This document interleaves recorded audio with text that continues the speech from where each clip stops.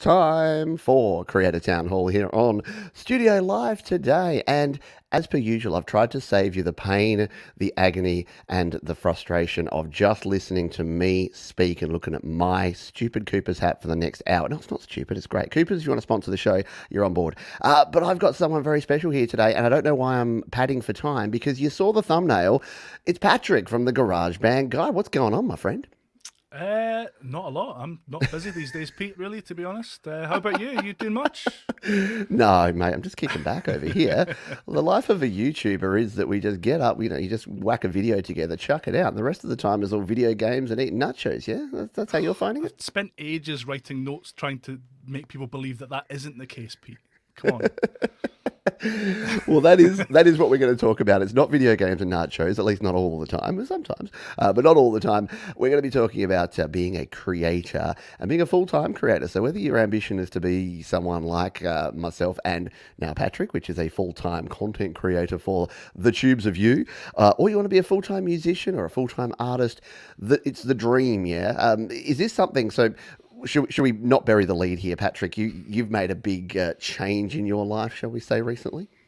Yeah, so I was able to finally do the whole online creator thing full time as of the start of last week. Yeah, so yes, equal parts exciting and terrifying at the same time.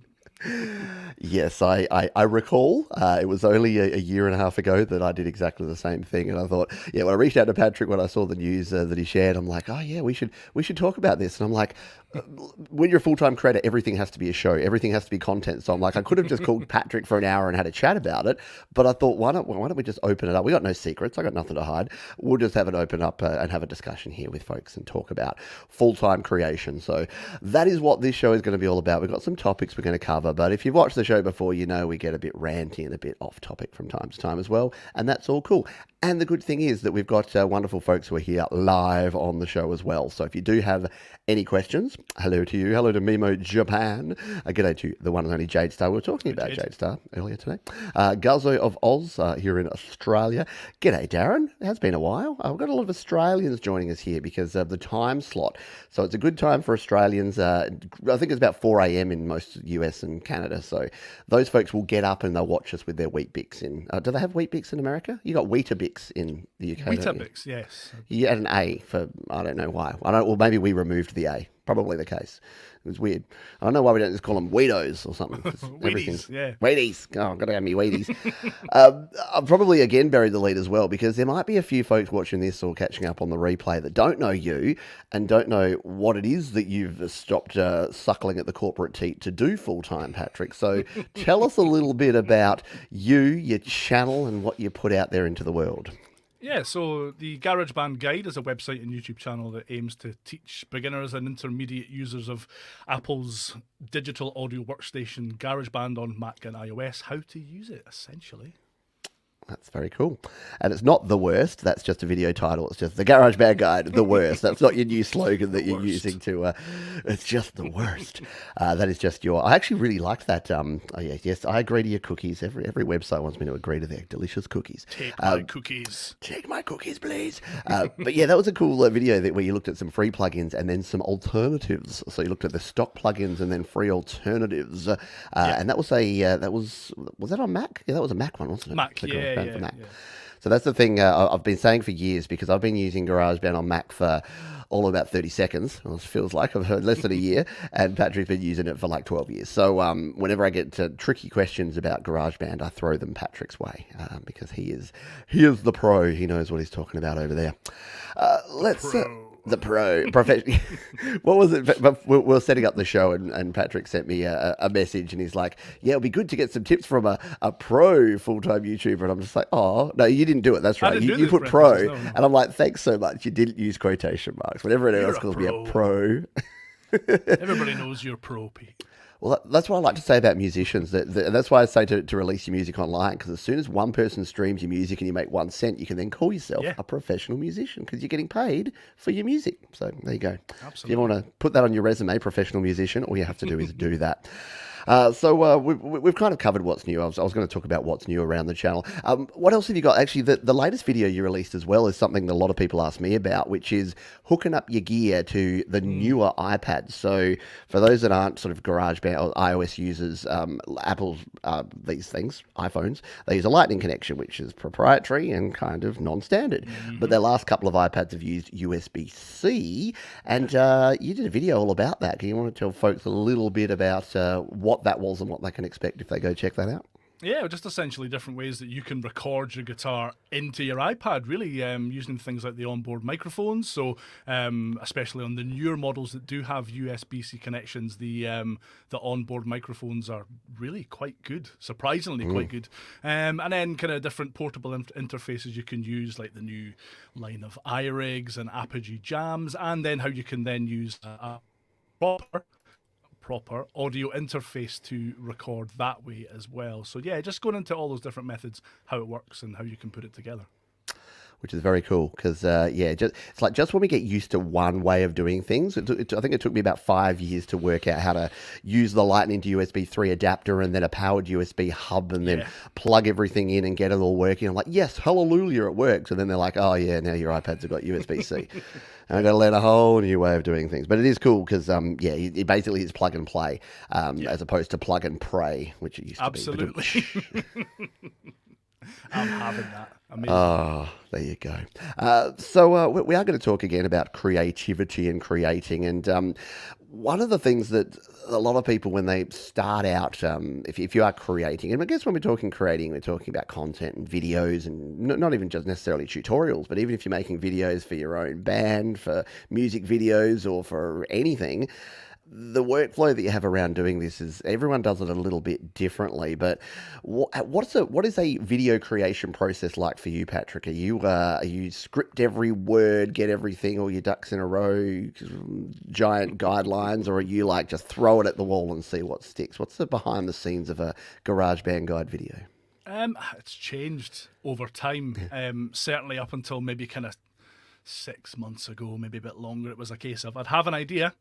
And then I'd write that idea, I'd add it to the list of ideas, the hundreds of ideas that's in Notes app, which is the worst way to kind of organize yourself.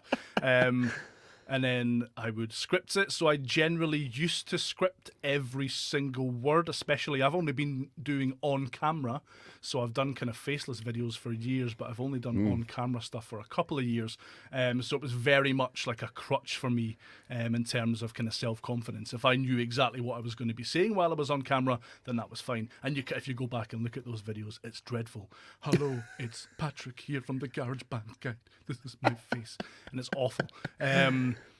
And then, I would just get the on-camera stuff done, stick it in my editor, and then I would kind of add B-roll as I went, as I was editing, which, by the way, is a dreadful way to organize yourself and just makes the whole process 10 times longer.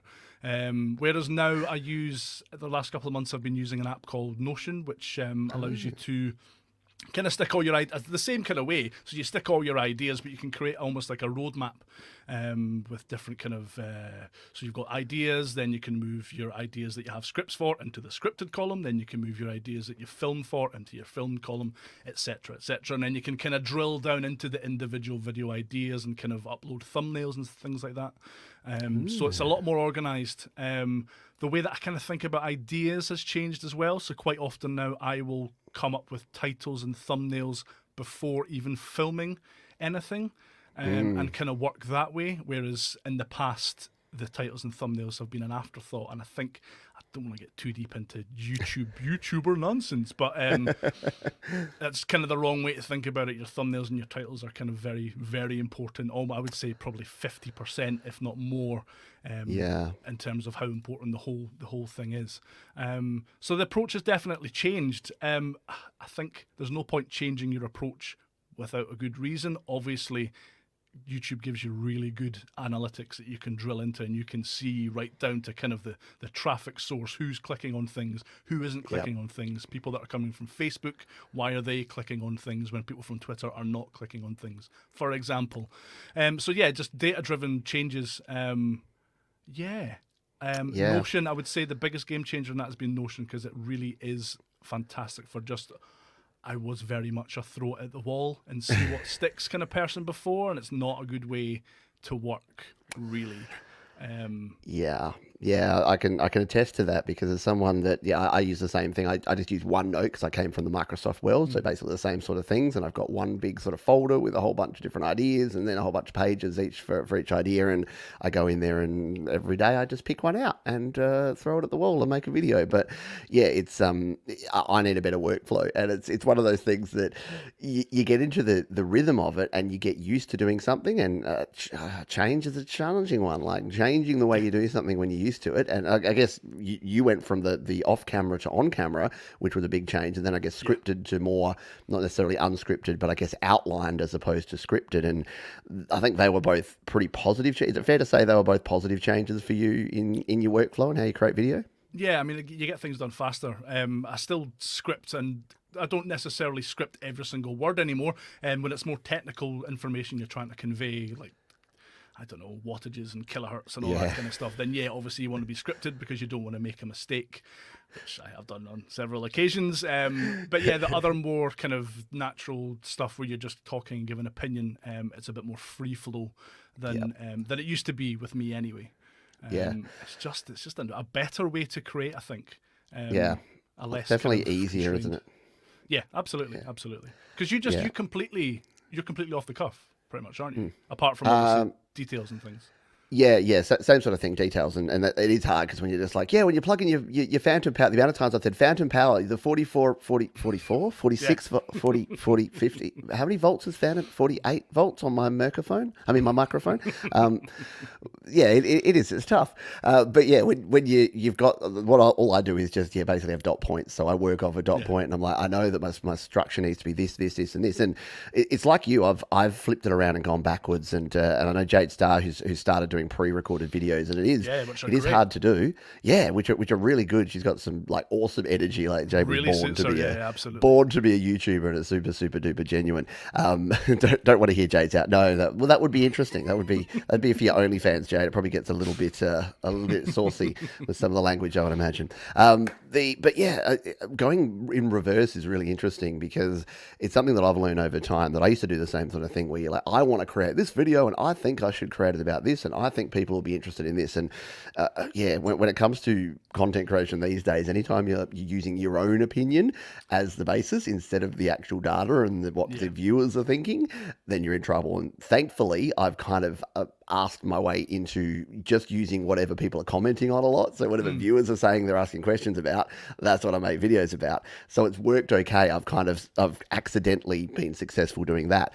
But now looking at it, it's exactly the same sort of thing. So when you start looking at an idea for a topic, you kind of go backwards. You're like, okay, who else has made something similar? What does their title and thumbnail look like? Not that you're going to compare and go, I'm going to steal their ideas, because that doesn't really work. You still need to create your own content, but you need to know what are people searching for, what's going to stand out to people when they're looking for it, and usually simpler is better in my experience lately anyway. And then how do I title it and tag it and description and even down to I know you've been using a lot of and it's a good tip for anyone that's making videos on YouTube, even if it's your own music videos, putting the chapters in there. So putting in your timestamps, because that can help people jump around, but it also adds those to the metadata. So if you put really accurate timestamps about what it is and people are searching for things, it kind of becomes a secondary search feature. So for today, I was trying to find your guitar video, and I searched for, GarageBand guide guitar USB-C, and it found it, and it brought up straight away all the different sections. So if I wanted to go straight to the USB-C adapter, I can actually click and go straight to that. So from the search engine, yeah, exactly, straight from the search engine. So, and again, people may know that YouTube is run by a little company called Alphabet, who also happen to own Google, and they happen to be the largest search engine in the world. So Google's number one and YouTube's number two. So if you are doing sort of stuff that we do and you want it to be found in search, your metadata is kind of important.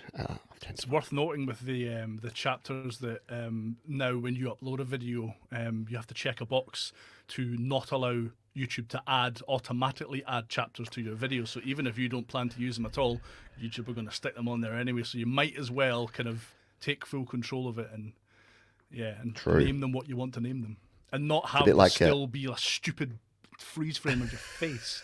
It's always the way when YouTube does it for you.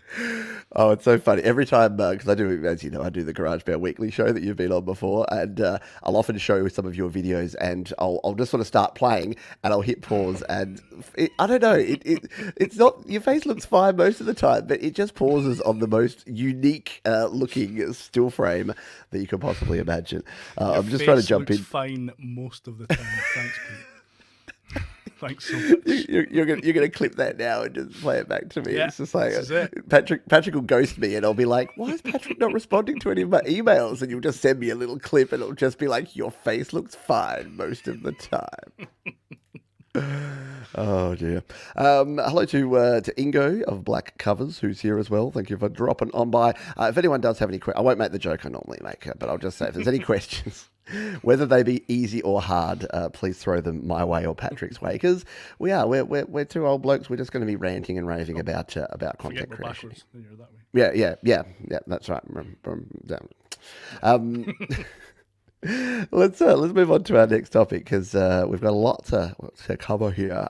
So, full-time creator. What have you noticed? I mean, a week and a half is not very long, but to go. Oh, what have you noticed? You probably noticed that you just aren't feeling in a constant state of anxiety. But what are you feeling in the last week and a half after not having the daily grind and having a new daily grind instead? This is it. It still feels like I'm on holiday somewhat. I'm obviously still in contact with people I work with, and I'm finding myself thinking, oh yeah, I wonder what their KPIs are today. No. Yeah, it's good. I think the biggest thing is that my time is my own. So the whole thing about kind of working a day job and then having a side gig is that you're constantly working to somebody else's diary. Whereas now it's very much a case of I can plan my day, and I'm completely in control of my own time. I'm not beholden to anybody. I don't have to do what anybody else says. I know how ridiculous that sounds, but I think to me that's one of the biggest pluses of it. The other one being that I get to spend a lot more time with my son, which is great. It's daddy drop off most of the time now, which is great. Really enjoy it. But yeah, it's the freedom, and you're laughing about like you're not feeling anxiety, but actually like the weight that gets lifted off of your shoulders when you kind of walk away from that other part of your life is it's fantastic. Yeah, it's great. Yeah, I felt very, very similar, and the same sort of reasoning behind it is that, I didn't want that weight on my shoulders anymore, because I'd had it for 25 years, and it would start to make me hunch over and feel bad. So the family time you get, and then exactly that, making your own decisions, and anyone that's worked for an organisation or a non-government or a government or a corporation or anything, like a small business even, you're still chasing someone else's goals, and you're still doing other people's work most of the time. So you're not actually able to go, hey, I want to do this. And it's funny, I was chatting to someone that I used to work in the corporate world, and they're in sales and marketing, and they said, oh, how's it going? What's the best thing about doing what you do now? And I'm like, instead of having to meet with the marketing coordinator to ask if I could have budget to consider doing an idea that might work, I just bloody do it and see if it sticks. And that's the best thing in the world, because the amount of like red tape and the amount of stuff you have to go through to get things done and approved, and then get in trouble anyway because you got this boss approving it, but the dotted line to the other boss didn't actually approve it, and they didn't know about it because they weren't CC'd on the email. All of that stuff, you're just like, I wonder if I make this video if it's cool. Yeah, it's cool. I'm going to start a Discord server. I wonder if that'll be fun. I don't know. I'll just go and do it. So yeah, the sort of things that you can do are cool. And I guess it's not all rainbows, lollipops, and all the other rest of it. What sort of, not to get too dark here, but what are you fearing? Like what are you not worried, but what concerns do you have going into this in terms of what you think is going to be different or challenging for you? There's always that little voice in the back of your head that's like, what are you doing? Like, what makes you think that you can possibly make it as this being your full-time job? This was just a side thing, a little fun thing that you did on the side. Which is nonsense, and I would never have, like my wife would never have let me do this full time if I hadn't gone to her with a comprehensive business plan, of course. I did. So you do still have a boss. I spent hours kind of breaking down income and stuff, and planned to go to her to say, look, this is what I'm thinking, this is the plan, and within 2 seconds she'd been like, look, if you're not happy, just try it. Do it. Yeah. Okay. Thanks.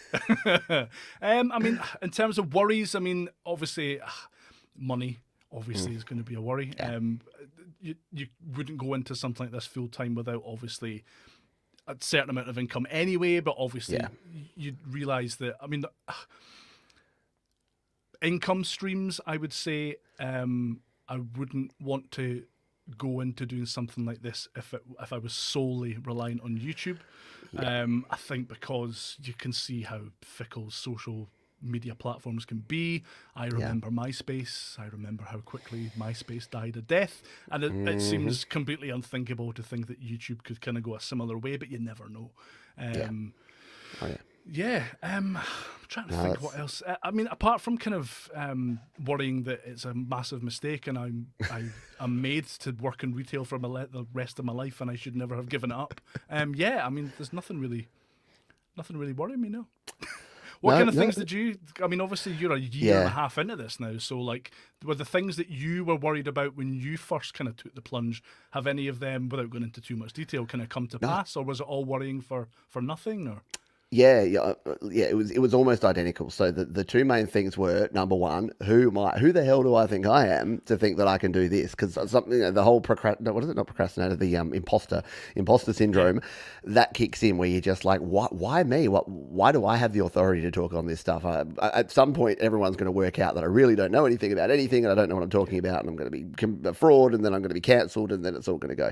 And I struggle with a little bit of that, with catastrophizing. I believe it's called, which is like you take the worst possible scenario and then you just think that that's the dead set thing to happen.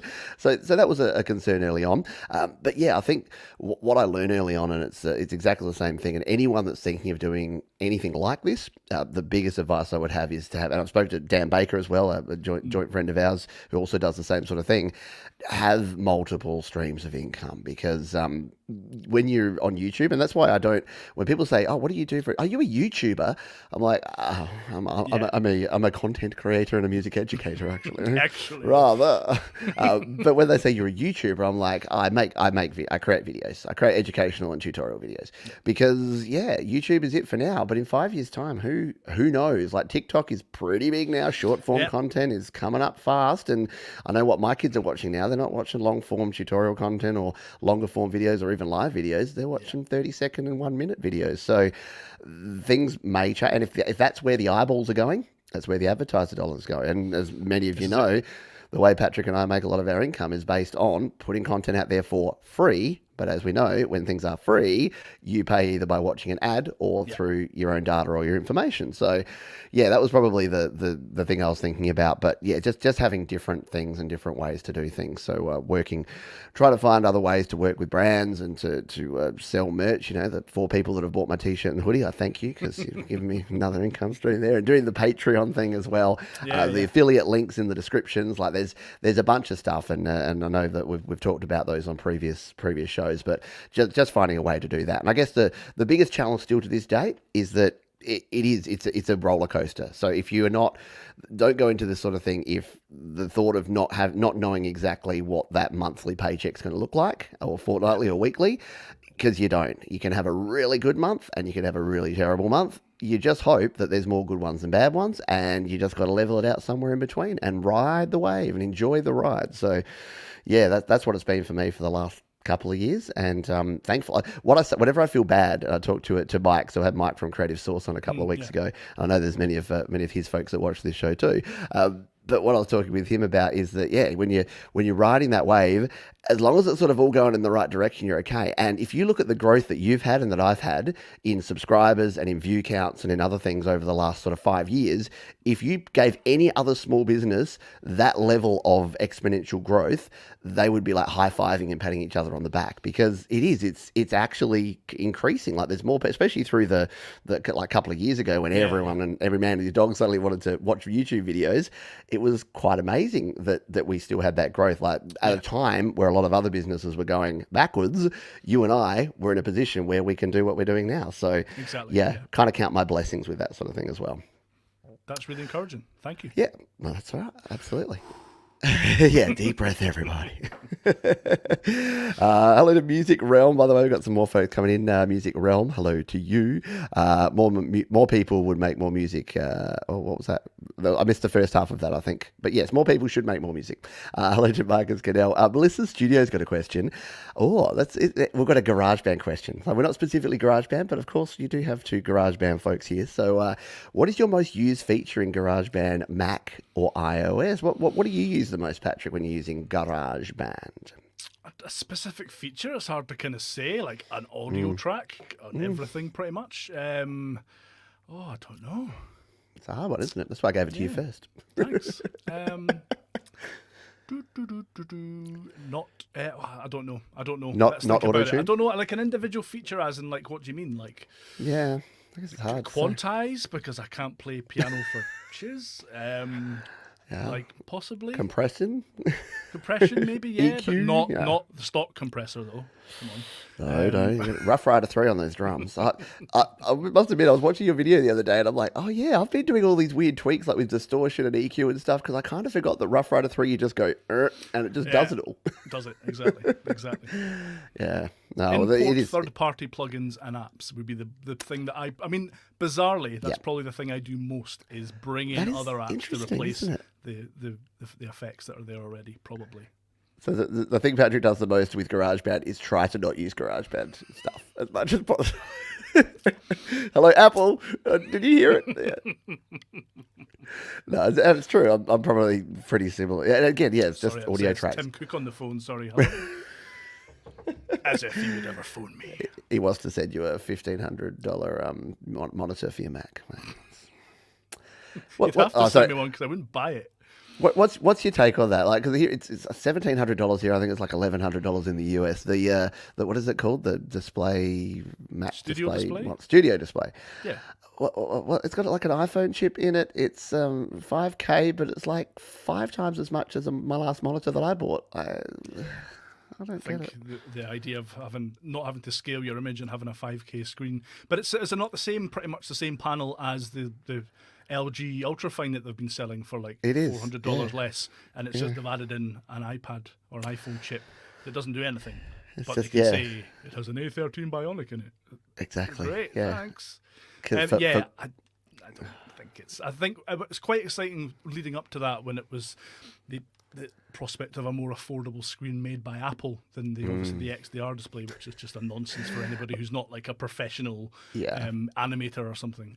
But yeah, I think it's just priced a bit too aggressively. Apple were really good for a while, especially when they were releasing their entry-level stuff a couple of years ago with M1, where it was like, oh my God, the price to performance in these is incredible. And then it seems that they're kind of getting out of that now, and they're going back to the old, how much can we possibly wring out of people? £19 for a dust cloth? Fantastic. And make sure you pick the right mount when you get it, because apparently they're not changeable. So if you want to put it on the wall, ask for one? Are they going to send you one? No. Did you ask them to send? No, right. No, I didn't.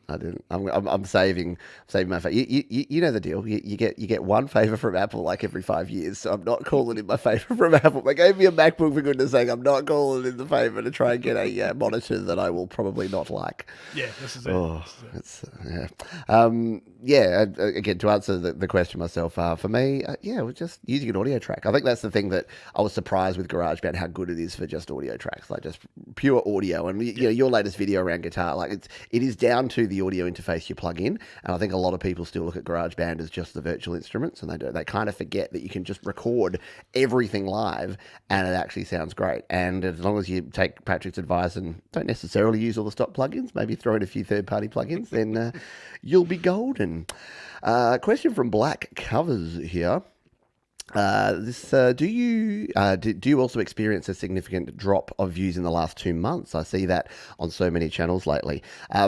Feel free to answer or not answer that, Patrick, because you don't have to dive into your analytics. But right.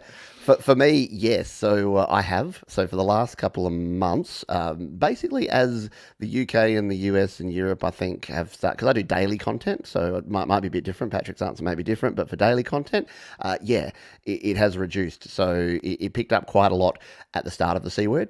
It then sort of got a bit better when things looked like they were getting better. It then got worse again when people could go outside and do other things that weren't sitting in their house watching YouTube. And now that, as Patrick and I were talking about in the pre-show, everywhere in the world has just gone, let's just go for it. Yeah, a lot of people are doing a lot of other things and not watching as much YouTube. So yeah, it has. It's been, for me, it's been a couple, probably about 3 months of static, like not off the cliff, but definitely a reduction. I mean, January to March is a rubbish month for YouTube anyway, for YouTube income, because your RPM and CPM nosedives after being so high kind of October to December. Advertisers spend lots of money on ads in the lead up to Christmas, and then they have no money left until the year end, which is end of March. Is that the financial year? I don't know. I think it is.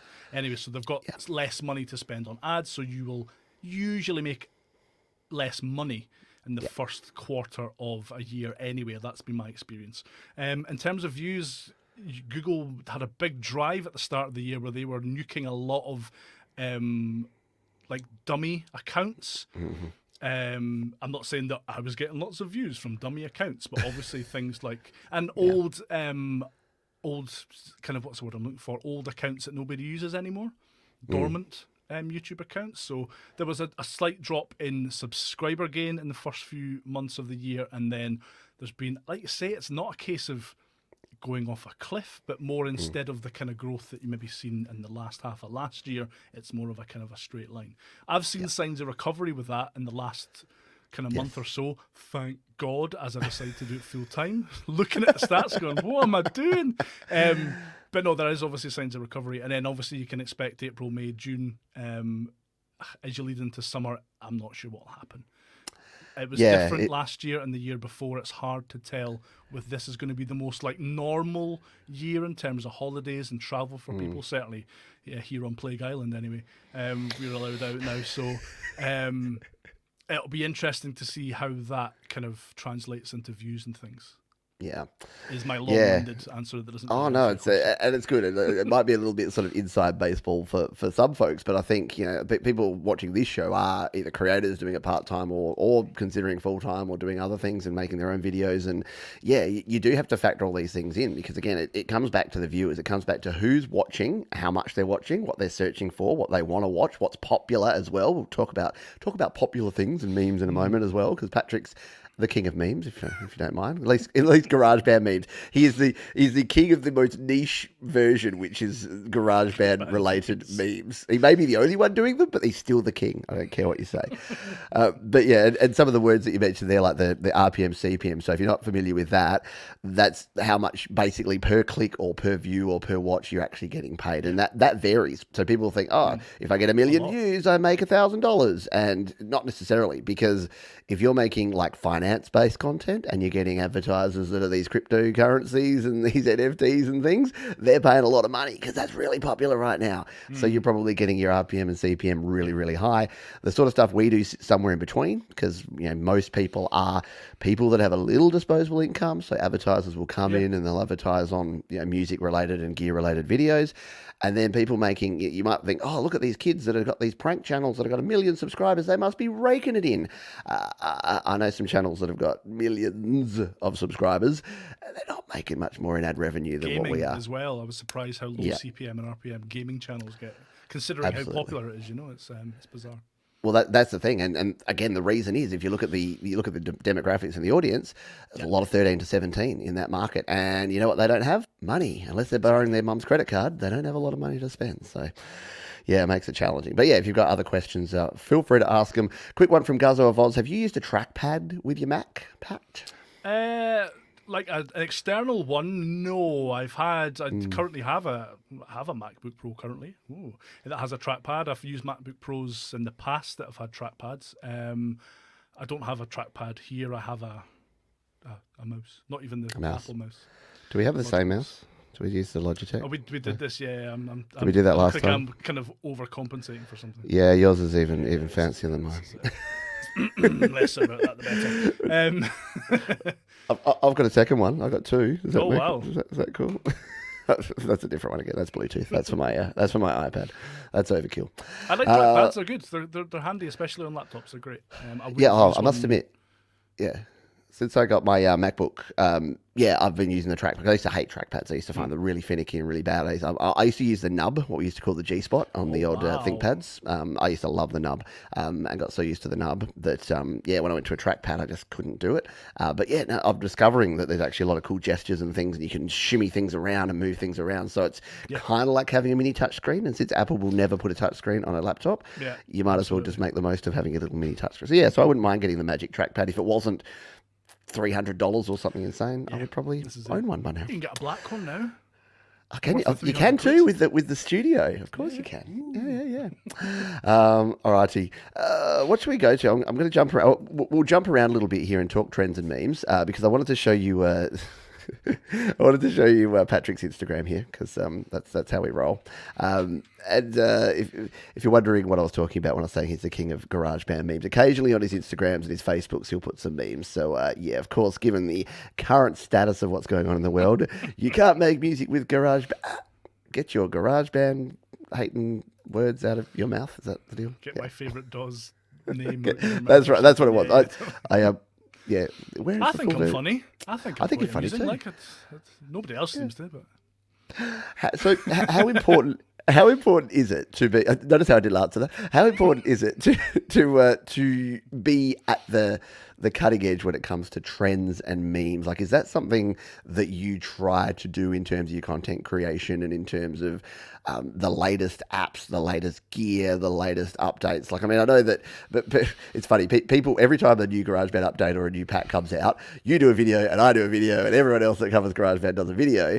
And then I get messages and comments from people just saying, oh, you just copied Patrick's video. And you probably get, oh, you just copied Pete's video. And I know that someone the other day said, do you realize that Dan Baker, that you've copied every video he's ever done? I'm like, really? I just didn't actually know this. Yeah. Wow. I don't get any of that. No? Oh, there you go. Just you getting the hate, Pete. Just me. Just me getting the hate. Oh, apparently you got some fans out there and some really passionate fans. But how important is it to cover the new stuff, the new hotness, and focus on the trends and the memes and things versus, I guess, what a lot of what we do, which is, I guess, more evergreen, just covering things that will be there forever. Memes and things, it's just funny, just for social media. I don't really do it with the hope of getting any kind of gain or anything from it. I just see something and think it's funny, steal it, make it about GarageBand and post it. That's it, really, to be honest. It's all that happened with that meme. It wasn't like I didn't come up with that amazing idea. It was literally a very similar thing for a different topic that I was like, oh, I could chuck that into Photoshop and put something about GarageBand. In terms of like when Apple releases stuff, I think for updates and things, it's important because people are going to be getting those notifications, and you know as well as I that your audience will look to you for kind of the lowdown on what this latest update is. Although obviously, of course, they could just kind of open the update and play it out themselves. But obviously, it's helpful to have a little bit of not even guidance, but just a little bit of kind of talking about the same thing that they're excited about. You know, I certainly feel like that with certain things in different parts. Different entertainment things and that. If a new film comes out, I want to watch a movie review about it even before I've seen the movie itself, you know. Yeah. I've still not seen the Batman, but I've probably seen every single review ever done for it in the last week or so, because I'm just stupid like that. So for like kind of time sensitive stuff like that, it does help. For new apps and things, I did a series a couple of years ago, App of the Week. It was initially free App of the Week, and then it was App of the Week, and that was quite good fun because it started off just apps I like, and then you start to get developers reaching out to you, saying, "Oh, look, here's my new app. This new app's coming out here. Can you?" They don't say, "Can you cover it?" But obviously, we've got this new app coming out, and it did get to the point where I just literally. It sounds really bad, but I just dropped the whole series because it was just getting to the point where there was an expectation there, or I felt like there was an expectation there, and I didn't want to be, oh god, that sounds so bad. I didn't want to be kind of tied to having to do that. I know that sounds so silly. No, it doesn't at all. And I talked about this, I think it was with Jade. I've chatted about this with a lot of people recently around working with brands and around. And actually, it was on Vortex's show. We were talking about the same exact thing when we did the town hall, the round table there. But yeah, and then we'll sort of segue over to working with brands, and it could be brands or developers or audio companies or distributors or whoever it is. Yeah, it is interesting that, as you start doing things, things, people start seeing that, and then you start getting offers. And I was chatting in a show a couple of days ago about the fact that my inbox is about 95% bollocks, and then 5% is actually real people from real companies offering me real stuff. So even after it's filtered through the spam, the amount of ones that it's like, hello dear creator, we would like to offer you 2,400 USD for pre-roll 30-second on your video, and I'm like, oh god, this is just horrible. So how have you navigated? Because you've done some, I believe, some sponsored content, some brands have worked with in terms of the gear and that sort of thing in the past. How do you find that? What are some of the pitfalls? Has it been successful? Do you like doing it? What's your experience been? I think you have to make sure that it's kind of relevant. So I knew that I was going to make it on YouTube and as a creator when I got the email offering to promote Raid Shadow Legends. That was literally like that. In that moment, I was like, "That's it. I've made it. It's fantastic." I didn't do it, obviously, but it completely got nothing to do. But honestly, no, it was because I did reply and was like, "Is this real?" And they were like, "No, it is," and showed me what their package and remuneration package and stuff was, which quite a lot of money considering it was a 30-second block. But no, I didn't do that. But that was the moment where I was like, "Oh wow, yeah, amazing." Yeah. Everybody gets a Raid Shadow Legends offer. I haven't had one. Have you not? No. I think because Jade and I have been bagging on the fact that they are on so many inappropriate channels advertising for so long, they probably saw me say something and went, yeah, we're not going to bother with that guy. I don't. As long as it's kind of relevant and you're still serving the audience, I don't really see an issue with it. I think I can only speak for myself, and I don't want to throw shade on anybody else because obviously for a lot of people this is income, and you need to balance things. As long you can balance it to yourself, you can do what you want. Essentially, personally, I would need to be sure that it was going to serve my audience. So things like what you do, I've done sponsored videos for DistroKid before, which makes sense completely. Sponsored videos for, or not even just sponsored, where companies have sent me things. So like Rolly a couple of years ago sent me their GarageBand kit for their Seaboard block that was like, that's quite a cool piece of kit. I don't think anybody ever bought it, but certainly they were kind enough to send me the kit and let me keep it as well. Similarly, I've done things for Samsung and stuff in the past where it's been more gear as opposed to them offering money, if that makes sense. And then obviously, like, you have worked with Apple a little bit as well, which is kind of a different thing where you don't get gear, you're loaned certain gear with it, and you have an NDA and you have a contract that you then have to return the item, etc., etc. But yeah, I mean, I think as long as you're serving your audience, I don't see any problem with it at all. No. Yeah. No, it's Mike from Creative Sources here, and he's saying he's been tempted by the Ray Shadow Legends as well. I think so, and it's weird because for me, when I first started out, it was obviously a dream when you get the first couple of apps even for free. It's like, what? It's a $19.99 app and you're letting me have a code? Like, it was quite embarrassing, actually. The first time I got a code, it was from, I don't mind say it, from Cleverground, because they're great people and they've provided me some good apps in the past. And the guy from Cleverground has sent me an email. It's like, oh, yeah, here, have this app. And it's just a code, a bunch of letters and numbers. And I had to reply and say, thank you. How do I use this? And the bloke from Cleverground had to run me through how to use a code to download a free app so that I could actually, and I'm like, it was a whole new world for me. I just didn't understand it. And and then again, after that, you start getting a lot of offers. And again, I agree with you. It sounds really wanky. It sounds really pretentious for us to say, oh, it's just not worth my time and bother to deal with all of this free apps and free gear that people want to send me. But it is a commitment. And you do have to look at it in terms of that, especially now for you, it's a full-time job. And for me, it has been for nearly a couple of years, that you have to look at your time and go, yeah, it's lovely if someone wants to send me a $100 microphone, but if they expect me to spend 10 hours creating video content and doing the follow-up and putting the links and doing all the things, that's got to be worth my time in terms of what I can actually do with the video. Otherwise, I'm working for $10 an hour, and you know what? I could go down to Coles and stack shelves for $10 an hour. So why do I want to get involved in that? But yeah, again, I know I'm the same. I put my judgment against it, and I'm like, oh, it feels so creepy to say I don't want to do this. But yeah, you do have to protect yourself sometimes. Yeah, definitely.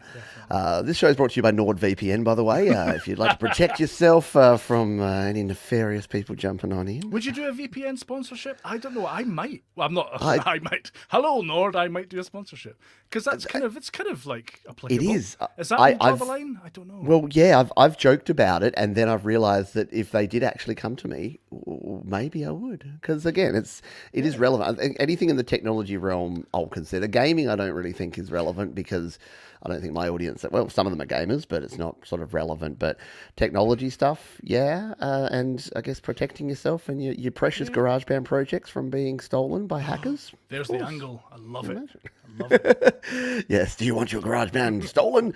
Someone's going to steal. Someone's going to come in and get into your computer and steal your GarageBand projects and make $1 million on streaming revenue, because we all know that's how it works. Yeah. Alrighty, we've got about 15 minutes left. We're going to do some. We'll do some hidden gems here, if you don't mind, Patrick, because I usually I used to do this a lot more often, and then I kind of forgot that it was a feature on the show. So we're going to redo the hidden gems feature.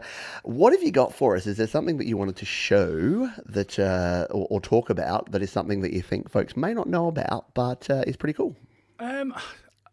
So the first, a couple. So the first one is a small YouTube channel that I really like. That is a YouTube channel about how to do a YouTube channel. I know people hate those, but I found it quite useful. It's a smaller one. I'm not a massive fan of these big, massive channels with several 100,000 followers that say that are completely removed from the kind of grind that you kind of have to go through as a smaller channel. I've completely forgotten how to talk. I'm so sorry.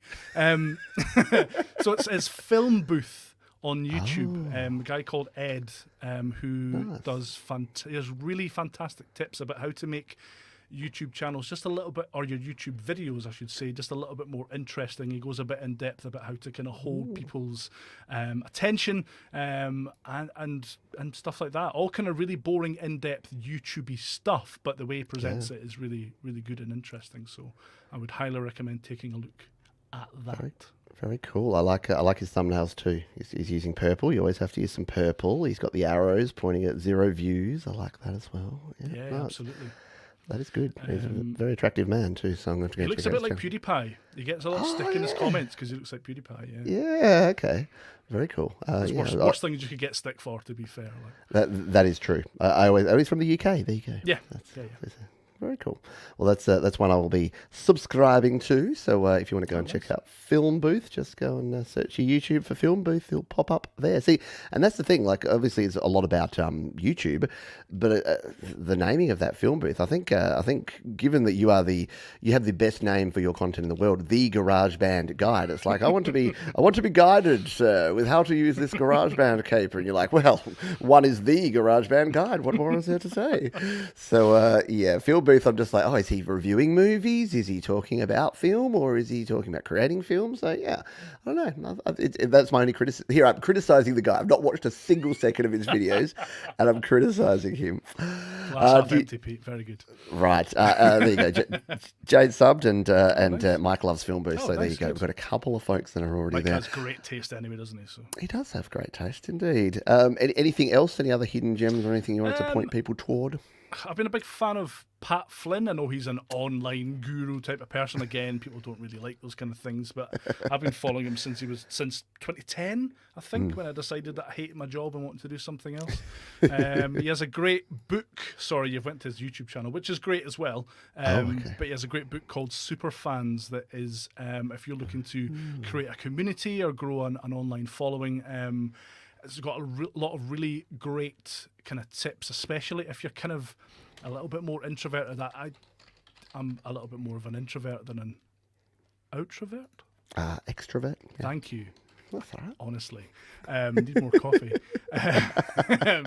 So some of the things that he talks about kind of connecting with people, connecting with your audience and your subscribers and things, are things that I wouldn't even think to do. And yeah, it's just full of really great actionable stuff that you can kind of do to help grow a really great audience. Excellent. Is that where, I don't know if it was him or someone else, or it's a similar concept, did he come up with the whole, you only need 1,000 super fans to basically make a full-time income out of what you do? I don't know if he came up with it, but he certainly subscribes to that kind of philosophy, yeah.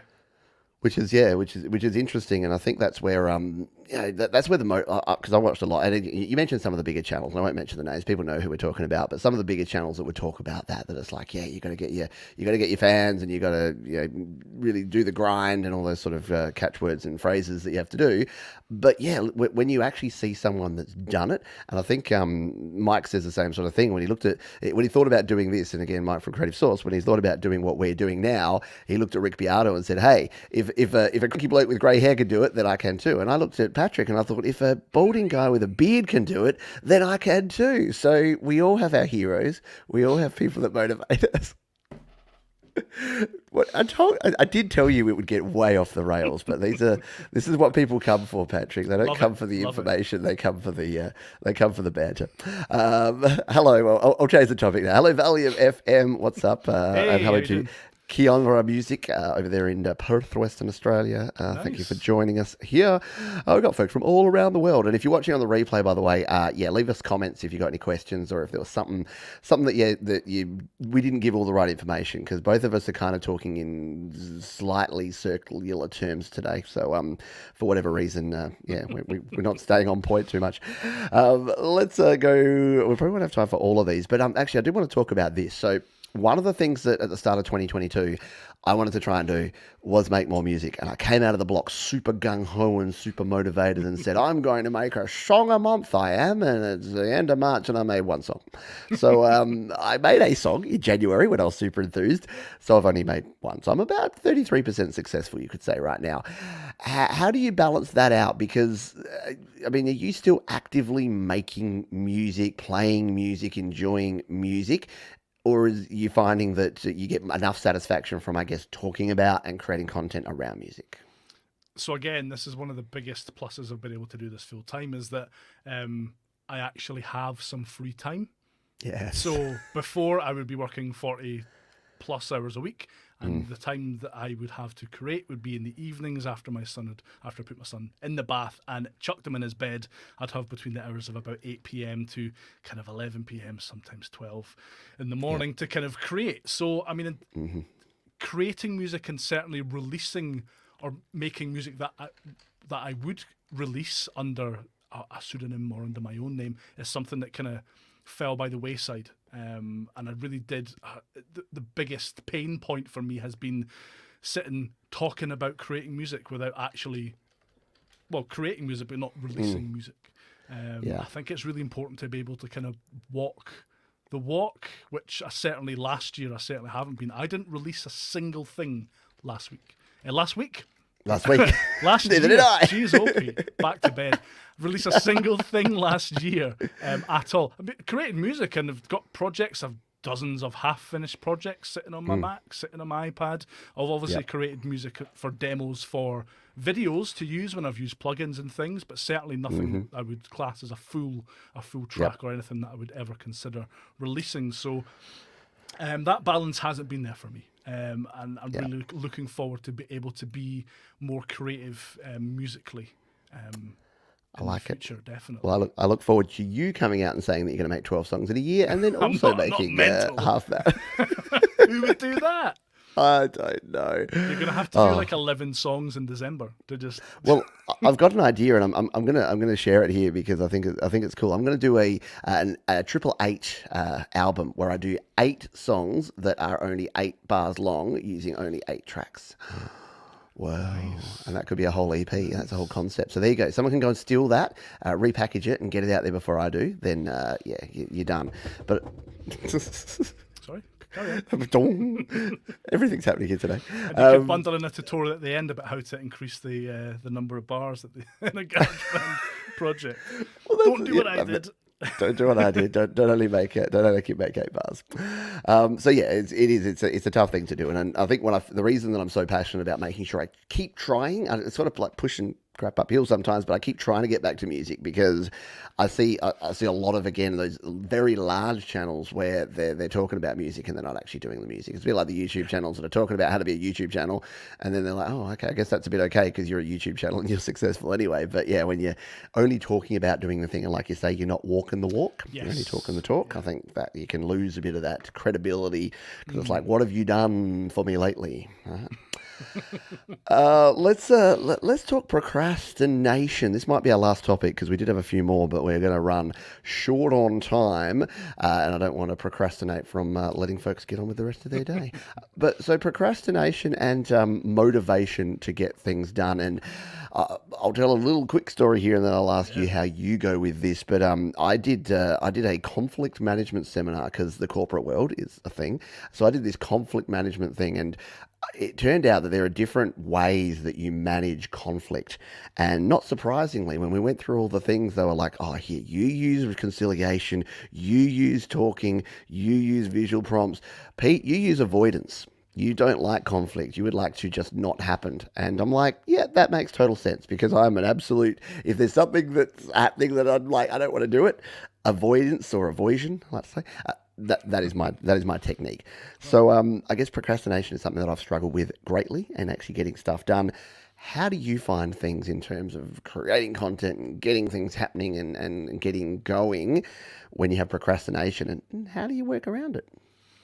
It's just starting.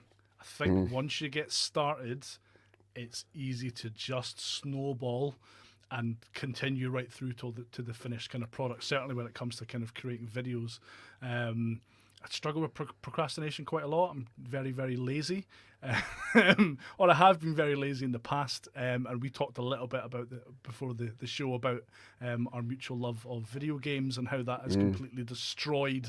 Well, certainly in my case, it's destroyed a lot of. Or taken up time where I could be doing other more productive things.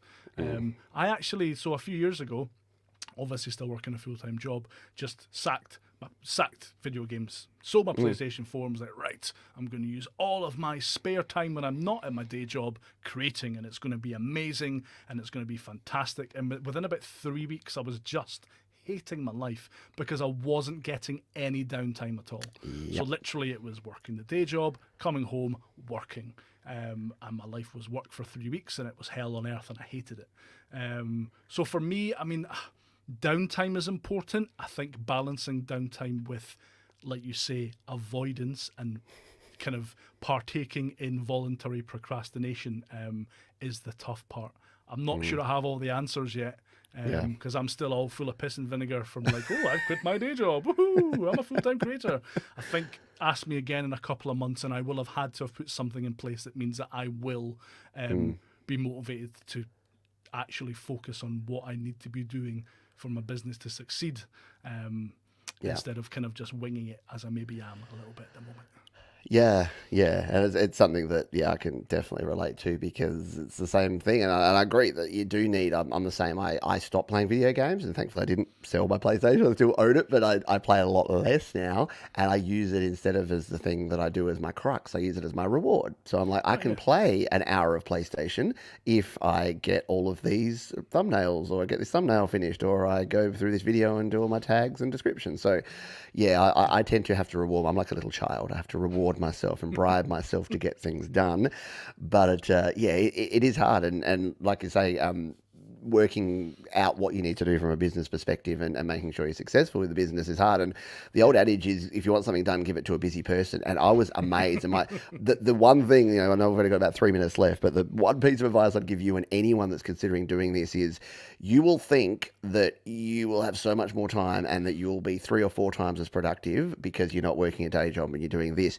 But the frantic pace that you tend to work at when you only have those 2 hours or 3 hours to get everything done, you tend to go a bit slower. And I found that I gave myself the first month to just be slow, and then it was bloody hard to ramp back up. So I'm not saying, Patrick, you need to just work your ass off and pretend you've got full-time hours. Enjoy the flexibility, but at the same time, it's super simple when you don't have any other commitment to just, maybe take your time a little bit and think a little bit more. I'm just going to do a brainstorming session instead of getting that boring editing done that I know I need to get done. So, it's a slippery slope.